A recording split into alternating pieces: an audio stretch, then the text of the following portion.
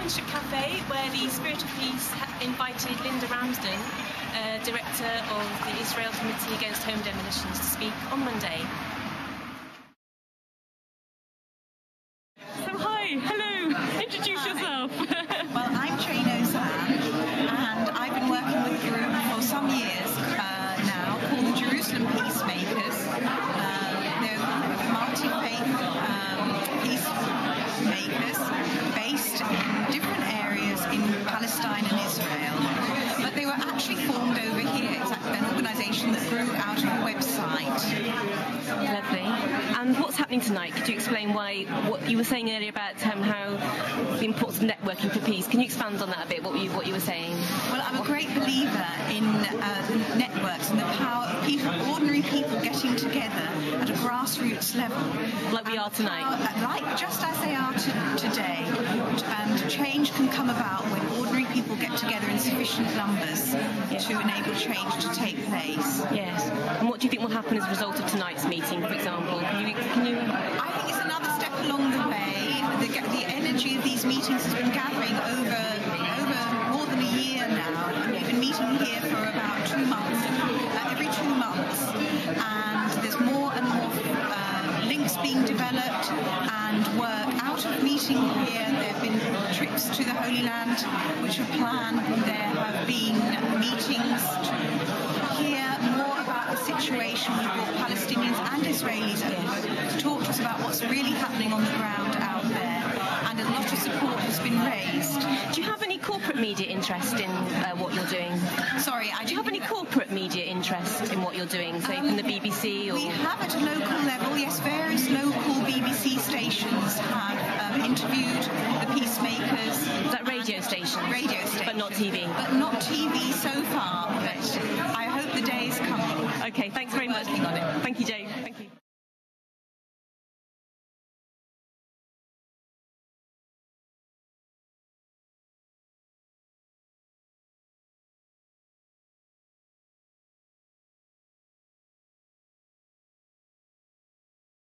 I've been given such a warm welcome to Gloucester, and your hospitality is just fantastic. And I'm reminded a bit of the hospitality in Palestine and family life there and the warmth there. And I'm feeling some of that here with you this evening. So it is a real privilege to be with you. I'm also so terribly encouraged to see the way that you are bringing people together at this time.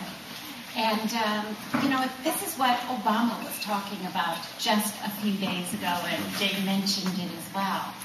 The need for people to come together, to learn, to listen, to hear stories, to grow in understanding, to realize that we all have struggles. In this life, and we have desires. We all have the desire to live in peace, to live with freedom of movement, to live where there is justice. And that's what you're working on here, and I think that you're very much on the cutting edge of what needs to be happening all across the UK at this time. So I hope that your example will just spread far and wide. So I do congratulate you.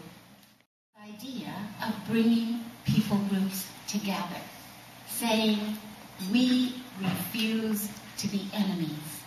There is another way. There is a better way for this world.